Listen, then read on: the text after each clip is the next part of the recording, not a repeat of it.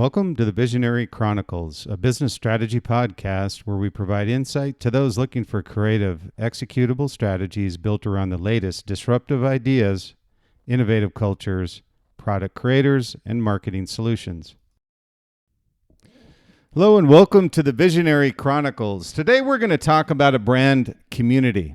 What I get a lot of questions on, whether it's Liquid Mind or through the podcast is, hey, I've got to supposedly have a brand, but I have no following. Well, you probably don't have a brand. And it's a challenge. It's really hard for a lot of people to understand the commitment that's required, the funding that's required, and the consistency that's required to build the brand social following, whether it's Facebook, Instagram, Snapchat, TikTok. There's so many that you have to look at what's right for your brand and understand who you're trying to build the following with and what else they have detracting from their attention. It isn't back in the day where we had no iPhones and people had an attention span where they were sitting there for literally a couple minutes absorbing the content that you were providing to them. That's no longer the case. And by the way, that changes literally monthly, if not daily, on how people absorb content, what strikes their interest. And many times people are surprised by that. Well, I have so much great content. Why aren't people following our brand? And then the next question is, how do we build a following? So both are important questions. So we'll talk about those today on this podcast. And the podcast is called Brand Community, How to Build a Brand Social Following. So it's a real challenge for people to understand how to do this. So I thought this quote from Peter Drucker was pretty interesting. The most important thing in communication is hearing what isn't said. And so you kind of intuitively want to understand what your community wants to hear from you without them telling you. And that kind of goes back to Peter's quote, hearing what isn't said, goes back to providing content that you feel will be valuable for those who you want to follow your brand. And not all followers are created equal. You want influencers or you just want likes, you want followers. You really have to define what your intent is. And so when we look at building a brand community, it's an effective way to engage with your customers. It truly is. It's a great way as long as you're engaging consistently and authentically. It's a great way to engage with your customers. Create loyalty through your community and the lifestyle that you're promoting. And a group of brand advocates that could eventually be your influencers, which is extremely important. And so I've seen a lot of our brands, when we build a social media strategy built around a clear direction of who you want to target and the channels you want to use, these are things that eventually fall into, we would love to have brand influencers or advocates. And I'll say, based on what you're selling, you want to make sure you're very careful with your influencer strategy. And I'll talk about that for a little bit here before we get into the brand social following, because it's very important to make a distinction between a follower and an influencer. A follower may just be there to embrace the new products that you're releasing, the categories of products you have. If you're a run brand, maybe they obviously would love your running shoes, but maybe they love your apparel. So a follower is truly somebody that you have in your community that just loves your brand or loves the product, and they just wear it and find it effective for their particular use, whether a runner or athlete, football, baseball, basketball, whatever it happens to be. But an influencer is different. And the reason I say that is because all the brands that I've been with, the brands that we work with, you got to be very careful. An influencer has to be authentic. And what I say by that is that if you put your run shoes on someone who's clearly not a runner and you flag them as an influencer, you lose your credibility and authentication. So be careful. Same thing with football, same thing with basketball, whatever it happens to be. So be very careful and very selective on who you use as an influencer for the voice of your brand.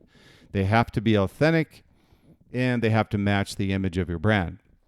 So that's kind of a 30,000 foot view of the difference between an influencer and a follower. But I wanted to put that out there because many brands don't understand the difference. And it's probably one of the most important things that you could do as a brand is have a clear and distinct influencer strategy and targeting strategy for influencers, and a more holistic strategy around how you're going to build followers. So again, building a brand community is an effective way to engage with your customers, create loyalty, and a group of defined brand advocates who can promote your products or services. And I say targeted for a reason. Just as I had mentioned, be very careful on that distinction. So building your community requires precise, and I say very precise, brand positioning. And to talk about that for a minute, I mean, clearly, who are you? What do you do? How do you do it? Who are you targeting? How are you different from your competitors? Understanding who your competitors are. You can't believe all the brands that we work with, where they clearly don't know who their competitors are. They feel they've got this blue ocean opportunity with no sharks in the water and no blood where they're currently fishing. So be very, very clear on your brand positioning as to how you're going to not just revenue growth, but market share from your competitors. Define your point of difference through your positioning. The second thing you have to be committed to is diligence. You have to have a consistent strategy, a consistent investment in that strategy, consistent resources in that strategy, and a consistent positioning within that strategy and the channels that you're looking to build, and a consistent voice. And that voice comes through that positioning. It also comes through your culture, the lifestyle that you're trying to sell with your brand, a consistent voice. An inconsistent voice may be something that says one thing one day and says or does or shows something else the next day. It confuses your community. So understanding who you are, and here is where I see a big challenge with brands, maybe smaller brands in particular, is they don't have time to convey that to their outsourcing services many times, which is a mistake. Because what happens inevitably, and it predominantly happens with marketing agencies that don't clearly understand the brand position. I'm not always faulting the agency because there isn't a clear positioning for the brand. And that's why it's so important to have brand positioning pinned down and nailed down before you even begin building your follower strategy and your social media strategy. So a consistent voice is critical in being able to convey what you stand for in your positioning to those out services that you utilize, marketing, product, whatever it happens to be. They all need to understand who you are, what you do, what you stand for, your vision, and what your point of difference is versus the competition. And the others are values and vision of the company. So again, building your community requires precise brand positioning, diligence, consistent voice, values of your brand, what you will do and absolutely not do, and a vision for your brand driven from the top that's always authentic and always consistent. So what I wanted to do today was actually give you 15 steps to building a brand community following. And so in doing that, hopefully it gives you a very, very definitive idea of all that's required in order to build a great brand following. So the steps that we'll go through first is define your brand and values. That's the first step. And I put it at number one because it's probably the most important, defining your brand and your values, what you stand for, your positioning, clearly defining your brand identity, the values, and your vision. What does your brand stand for and what's its purpose in the world? If you don't have a purpose, then get out of it. You're just wasting your time and your money. This will help attract like-minded individuals, influencers, and those in your community. The second is knowing your audience. And that's understanding your target audience. Who are you trying to invest money into? Now, I'll give you a good example is Facebook or Instagram, whoever it happens to be. You got to have a very definitive idea who your target audience is. And that has to be defined up front. Many people know this, but you'll be surprised how many new brands are even established brands that don't know their audience. And as a result of that, what happens more often than not is either their ROI is not what they expected, and they want to make sure that whatever investment they make, they have a tangible metric dashboard which shows them where their investment is going. But many times it's just too broad. I mean, you really need to define what their interests are, preferences, their pain points. Knowing your audience is crucial for tailoring your community to their interest. That's how you not only acquire, it's how you maintain a following. Is also, you want to make sure that it's as important to maintain who you've acquired and reduce your attrition is as important as acquiring. So 2 is know your audience. Number 3 is choose the right platform. There's too many platforms, too many voices, too many areas to focus and concentrate on. So find out where your audience is, whether that's Instagram, Facebook, Snapchat, TikTok. Start there. Win in that channel first and then move to another channel. It just becomes noise and a distraction if you try to go after too many platforms. So select the appropriate platform for your target audience. Could be social media group, and there's other areas, like it could be a forum on your website, a mobile app, combination of these. Choose a platform where your target audience is active and you can communicate and engage with them. And number 4 is creating valuable content. This is as important as targeting the audience. So you can imagine if you've targeted an audience and you give them the wrong content that's not valuable. This is what we talk about with providing value beyond product. This is share high quality, relevant content that resonates with your targeted demo. This can include blogs, videos, infographics, or any form of content that provides value, and it encourages people to reach back out to the brand and embrace what you're talking about or the content that you're providing. So create valuable content is number 4. Number 5 is engage and interact. It's one thing to put content out there, not enough resources to engage and interact where you're building your community and building a voice with your community. So you need to make sure that you have an engagement strategy. When people start replying or engaging with the brand, what are you doing? So actively participate in the community that you're building by responding to comments, asking questions, encouraging discussions. Show that you value them being there. You can imagine the attention span being 1 second to 2 seconds.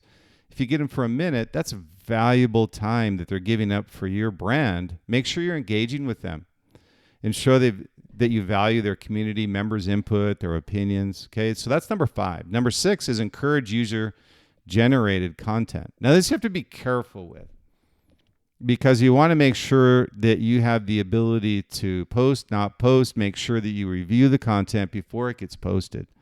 Last thing you want is an authentic brand is to put unauthentic content up there, whether it's generated by your team or somebody in your community. So encourage them to provide content, but also put what I call kind of this firewall up there to ensure that it's the right content.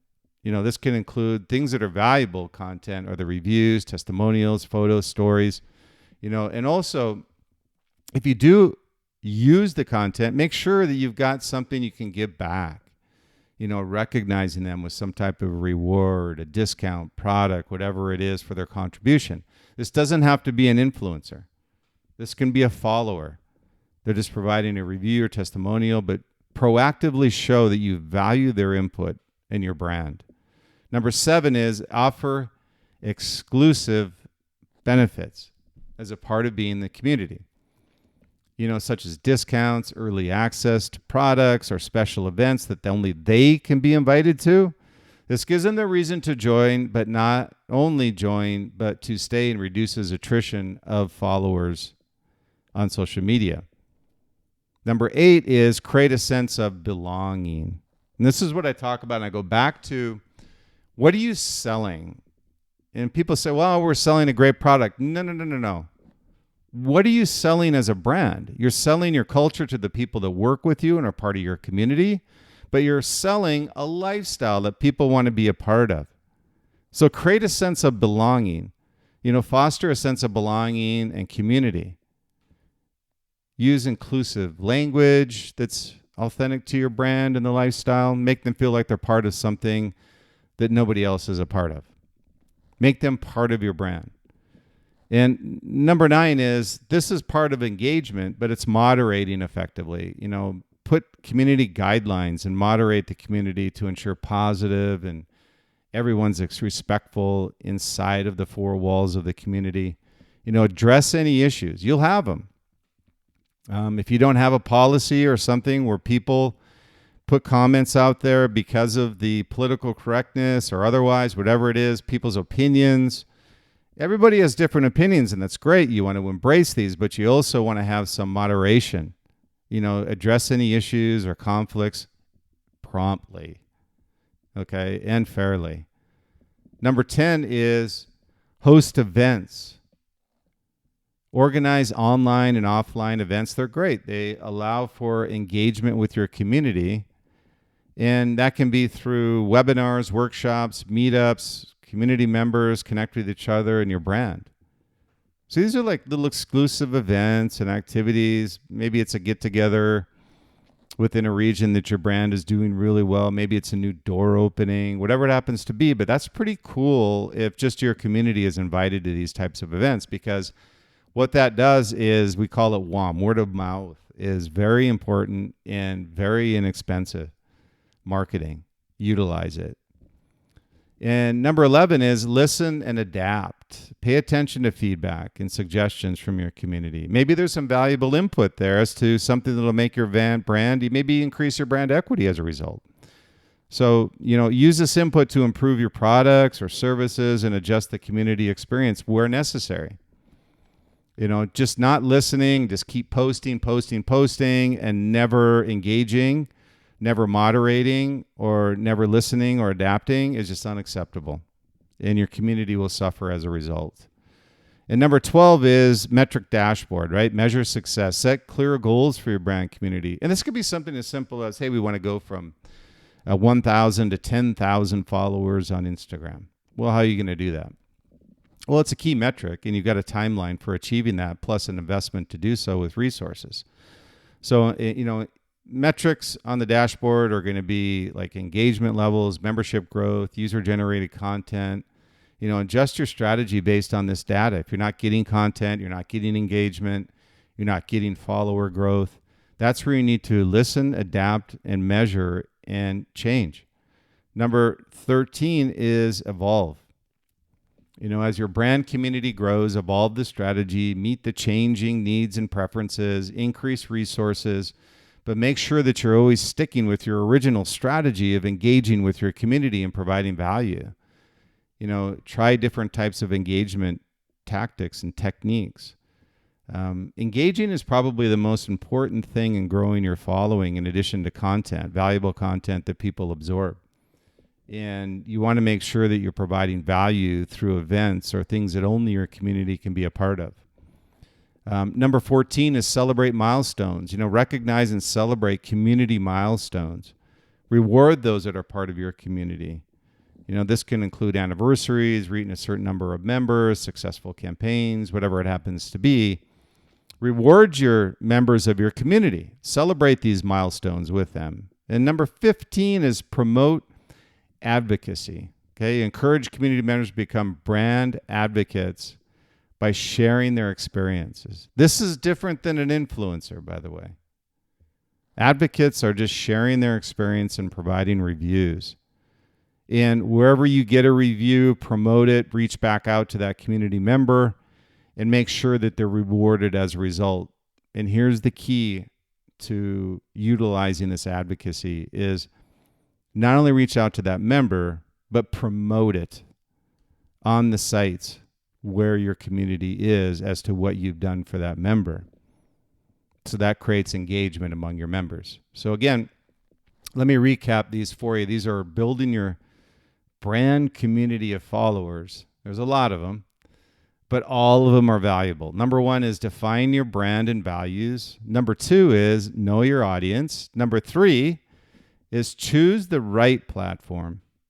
Number 4 is create valuable content. Number 5 is engage and interact with your community. Number 6 is encourage user-generated content. Number 7, offer exclusive benefits to your community. Number 8 is create a sense of belonging to your brand lifestyle. Number 9 is moderate. Make sure that you have rules of engagement on your social media sites.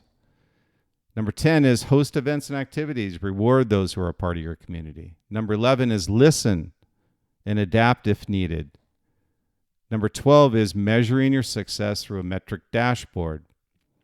Number 13 is as you grow, continue to evolve how you engage with your community and grow it. Number 14 is celebrating milestones as you grow. And number 15 is promoting advocacy of your brand. So building a brand community takes time, and it's a consistent effort. It's a slow burn, we call it. People want to grow fast. Hey, there are brands that grow fast on their social communities, and I commend them. But I'm telling you, this is like the millionaire next door building block by block. The successful brands are ones that have a strategy in place. Now they're going to grow and continue to grow their brands, not a one-hit wonder, and they continue to grow and build their community for generations. So it's essential to create a brand journey environment where members feel valued and connected to your brand's values and vision. Over time, a strong brand community can become a powerful partner for your business, helping to build lasting relationships and driving long-term growth for your company and brand. So again, thank you for being part of the Visionary Chronicles podcast. As always, I appreciate your time. I say stay true, stay authentic, be different, and be great. Enjoy the journey along the way. Again, thank you for your time.